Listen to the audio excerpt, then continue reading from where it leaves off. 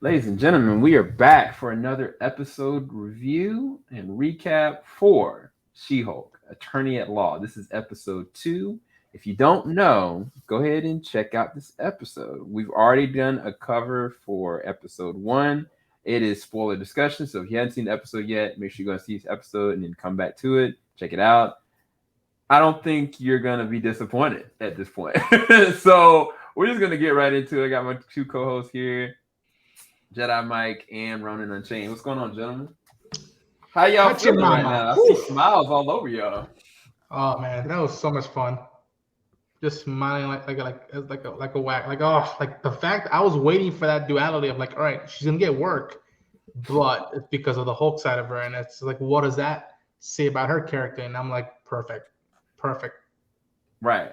Yeah. Somebody about to pay some galactic child support. Hey, wait, hold on. We gotta take one step at a time. So in this episode, she's officially realizing that just because she saved lives doesn't mean that that's always rewarded. Like every other vigilante, there's a consequence to your actions, and so her consequence is she lost the case because they were like, well, it kind of adds sympathy to the situation. They couldn't, instead of just getting a whole new jury, they fired and canned her butt, and she not only could not get work, but everybody felt like she would be a possible liability, which I think is an interesting lead into mutants later on. Yes. That's technically discrimination. Because it's not just she's a liability, it's because she's superhuman. And I think that's an interesting thing. But what were some of the things you guys liked about this episode, and why are you guys so excited about what's going on? It's magic. It's just Ronan, I know what you need. Here you go. No. There's your girl. Besides exactly. Besides, She-Hulk doing her thing and whatnot. Because you do get the superhero stuff, and as I get older, I appreciate the more real stuff. So her battling it out in the court, trying to win a case under these circumstances, is where I'm like, all right, I want to see how that goes, and that how she'll won't always win a case. That might be the case, no pun intended. And just seeing the world react to her, and now from what the implications are, is that as of right now, she's the only Hulk in Earth right now. Yep.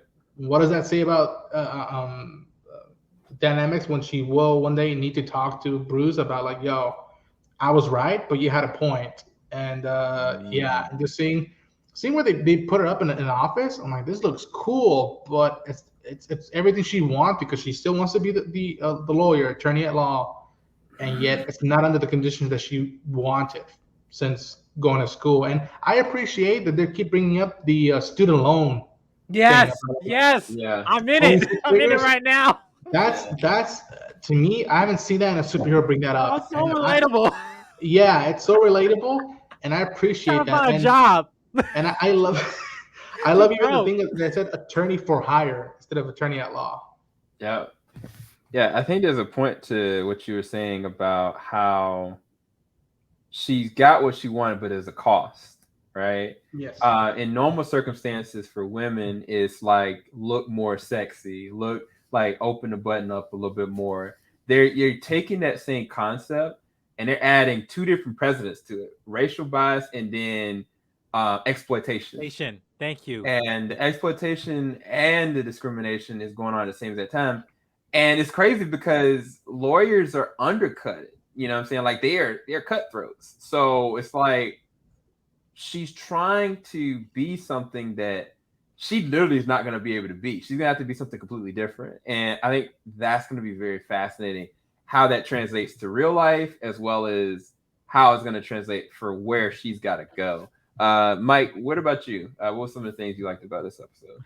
No, now you brought that up, it makes so sense. It's like, again, people want this show. Like, I guess I want to preface by saying this again.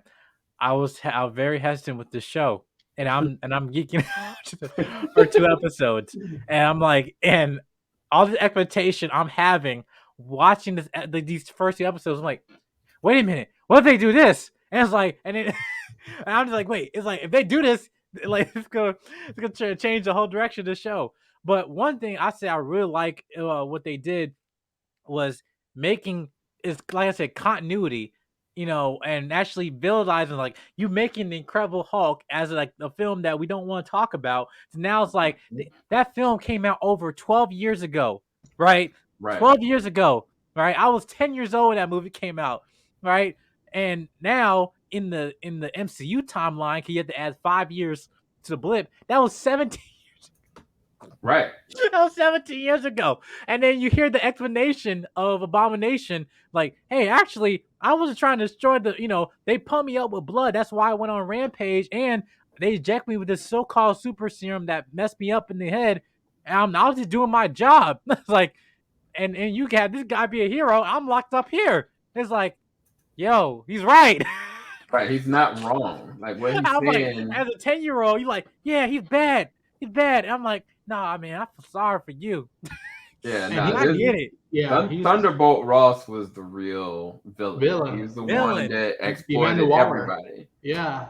And there's a consequence to the actions that he's made, but it's crazy how she's having to pay them now because she knows what a dangerous person this man could be, but she also has a duty to the law representing him, irregardless of who's putting her under oath to do it. Now we kept on going back and forth about who's the villain of this, right? And I mean, just like this little picture shows, I mean, right. They technically, if we're going back to that same exact movie, there was a character that he did not do anything with that was for years that was created, and nobody knew that he was changed. Mm-hmm. And I'm talking about the leader. And it would be very fascinating because they keep going back and forth and showing different people that were affected by the same thing that Bruce had to deal with. Like Bruce was not alone. Now she's associated with it. Abomination's associated with it. And others that we're going to find out. But it would be very fascinating to see what that looks like for a character like this. Not even going to lie to you. That would be dope.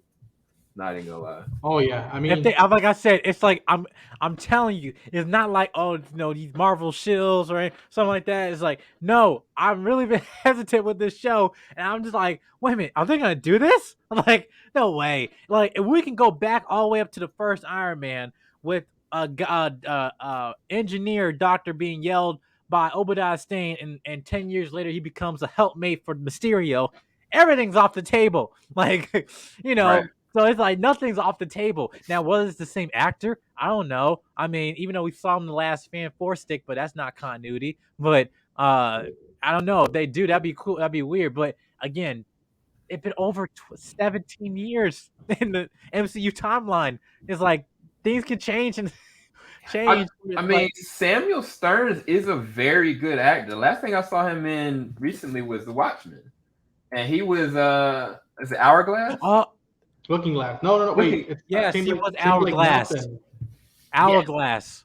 Yeah. And he's a great actor. Like, make no mistake. The man can act. So if they brought him in, I ain't gonna lie, man. Like, that might be one of the clutchest things that Marvel have done in a while. That's a deep, deep cut thing. I would lose it. Yeah. And I want to say this out loud.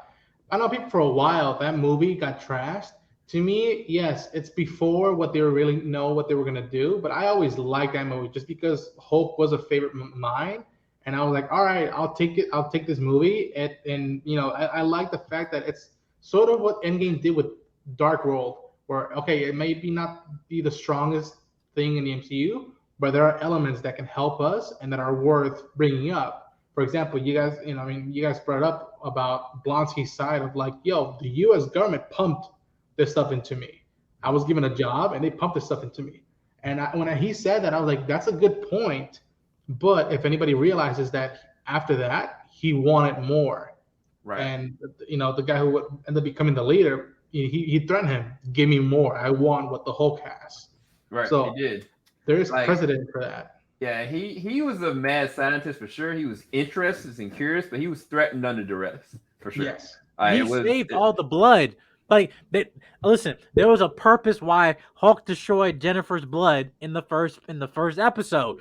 And it's like that seemed over dramatic. He's like, no, people are gonna take your blood, and he had trays of blood that he was sending to Bruce Dodden to help him. It's like, no, we gotta save it. Destroy it all. They didn't destroy. Listen, where'd all that blood go? Exactly. It's still there. Right.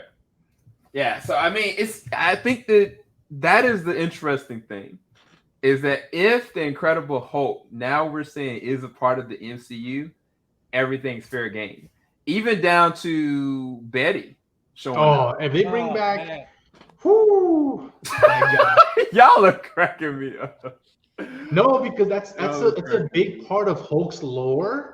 From They just scrapped. Like, born. he forgot about Natasha. I wonder why. Exactly. Well, no. Anyways, I mean, that's the thing that, like, ever since Avengers 1, we've sort of not looked back at Hulk's lore until Civil War, when they brought up Thunderbolt Ross. I'm like, ooh, okay, that's a deep thing of Hulk's lore that they're bringing back from that movie. Right. And yeah, and then that ending with Wong, I'm like, all right, now we know certainly where this show lines up pre Shang-Chi and then post Shang-Chi. Yeah. So in the episode, just you guys, Jennifer makes the decision that she's gonna go through with it. She has her conversation, and we'll get to the conversation he has with Bruce, because that's probably the last thing we should talk about. Yes. But after that, she goes to her boss, says she got a plan, she's gonna do this, and he's like, you might want to check on the TV. And all of a sudden, you see Neil Blonsky as Abomination fighting in the ring that was a part of Shang-Chi, and now we know that She-Hulk takes place in the past, because the Shang-Chi movie has already, gone through. This is before real time. Before No Way Home. This is before Doctor Strange. This is before Shang-Chi. So I'm suspecting that Wong got him out, but what does that mean? I think this question I'm going to is leading into what we're about to talk about, because now we're talking about possibly years that this is going through. We could have a Planet Hulk situation, ladies and gentlemen. Bruh. Leading to a World War Hulk situation. I don't want to stress this lightly, but the ship that I thought they were just gonna nudge it, and then at the end of the season they were gonna like, oh, the Hulk's been gone for 5 years. He's already gone. They dipped. The first episode they showed the ship, and he talked about, I gotta go check out.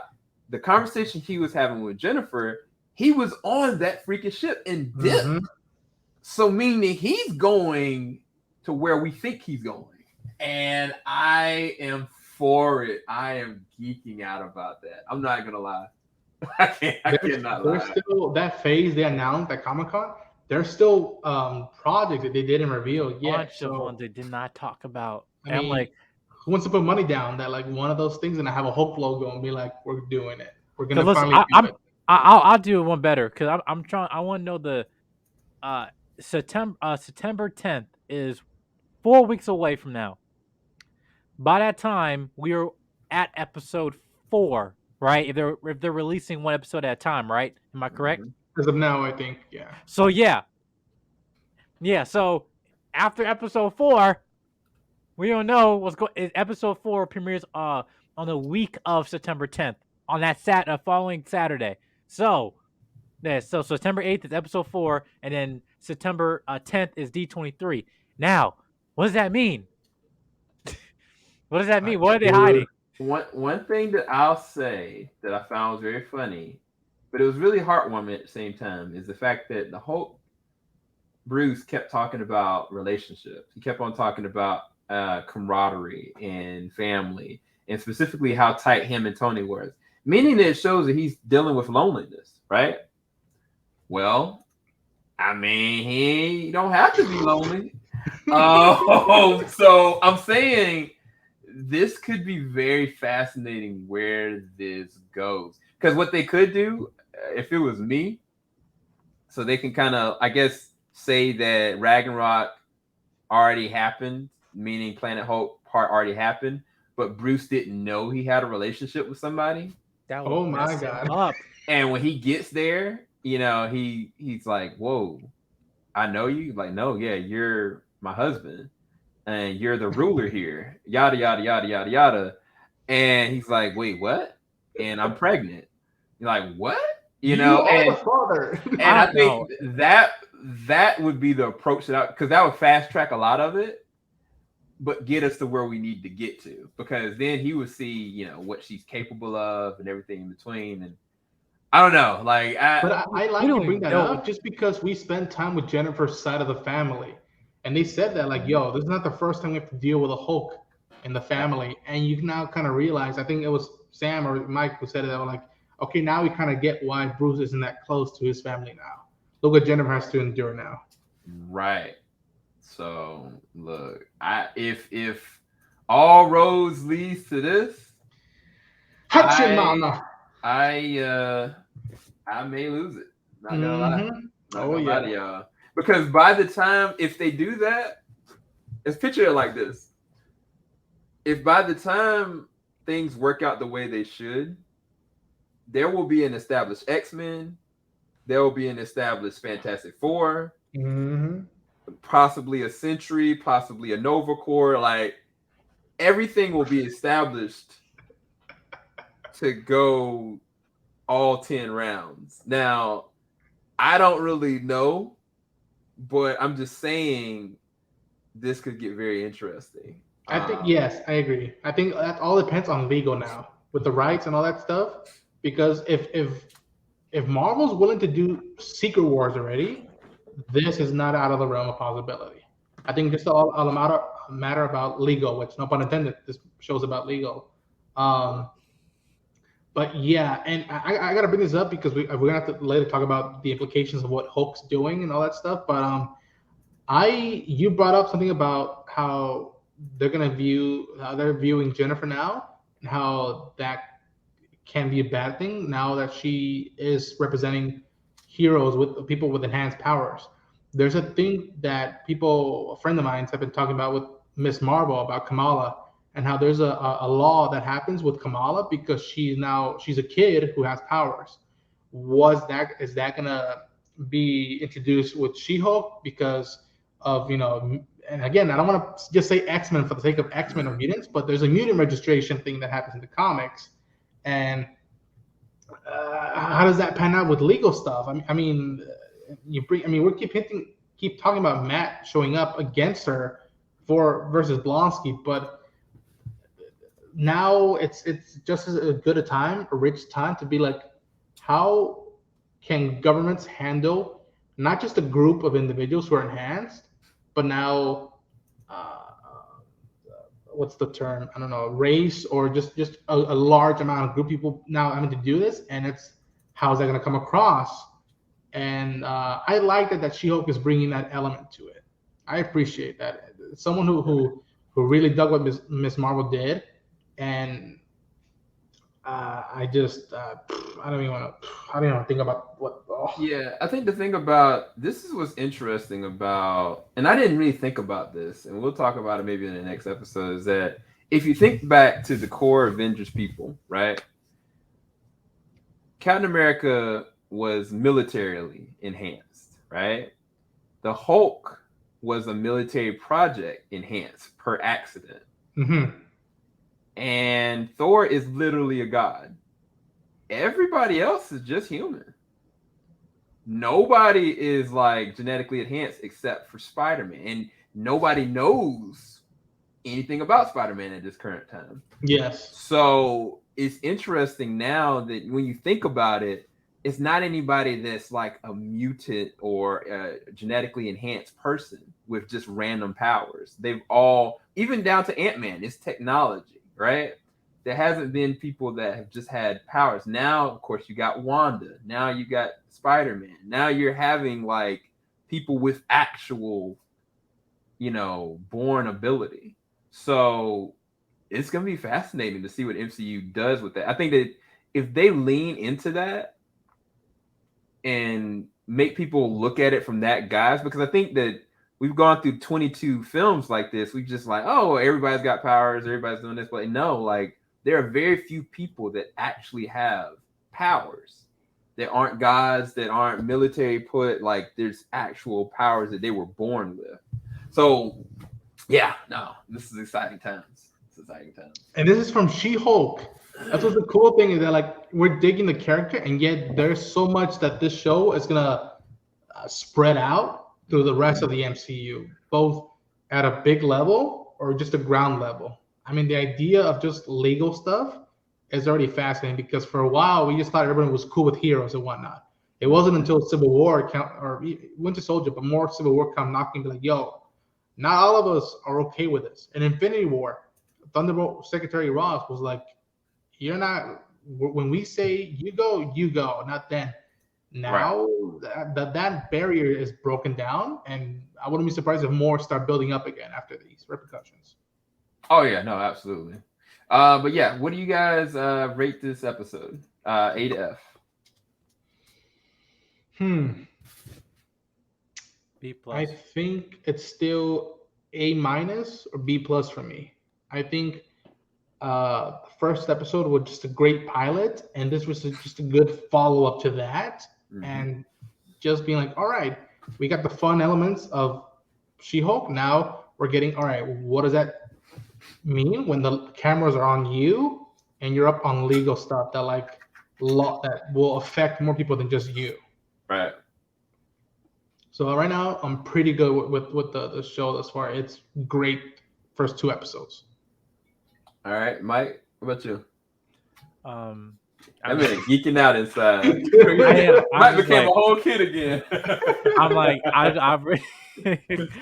no, yeah, I just want to say whatever I can say. We can watch next. I'm just like, but yeah, I'm straight. I'm straight. Yeah, no, yeah, it's a B+ or A- to me, man. It's a solid episode. I think the implications in this episode is fascinating, and it's easy to nerd out. And I think with a lot of these Disney Plus shows, like you're kind of like, where is this going? What is it doing? Like this is just exciting. You know what I mean? Like it's not like it's not just you're looking to where it's going, but it's an exciting time right now. But it's not, you know what? Because I think the point is it's screw if I mean, yes, I guess we got the answers, knowing where we're heading to, with after Comic-Con announcement, but after like Thor: Love and Thunder and all stuff like that, there's just moments where like even like Multiverse of Madness, where things was like you haven't had moments of like you're geeking out, other than like maybe one moment like Mr. Fantastic shows up, oh my god, but like other than that. Like, there's even the small stuff that's already established within the universe, not just properties you just acquired that we've been waiting for, right? Not just, oh, hey, no, there's something wrong with you, like a mutation. Boom. Like, small things like that. This is things like, okay, this reminded me where I used to be. Right. Before, all this. And I'm just like, you're right. It made me feel like a kid again. Cause I was a kid in middle school. Like my friend Josh, like, yo, bro, like the end credit scene. What does that mean? At least this, blah blah. Before all this other stuff. Now we're on the minutia of it. But this is just like Marvel. You're going back to who you were. Yeah. And just so y'all know, it seems like I guess every single episode's got an end credit scene. So make sure you check after each episode. But I'm telling y'all, I really do think Daredevil or Matt, at the very least, is going to show up in the next episode. We'll see. I'm through. It's and I also want to give a shout out with the fourth wall breaking, and no point has it taken me out of the episode. It's, if anything, I'm like, one of us must have said like, yo, that's effed up what they're telling her, and she's just like, oh, you got to be kidding me with what I'm dealing with this. And I'm like, perfect. I'm glad she's getting that out because. This is just a show. Imagine when Deadpool comes into play. Yeah, I think that they're laying the foundations for him. Heck, I wouldn't even be surprised if he showed up in this during. Anyway, let's go. Hope you guys enjoyed this review. You guys go to the description of our blog. Go and check out Jedi Mike 7. Go and check out Ronin Unchained. We'll be back, people. Filing out the top of the I can see skyline, 50-mile radius on my timeline. Ain't nothing on my mind.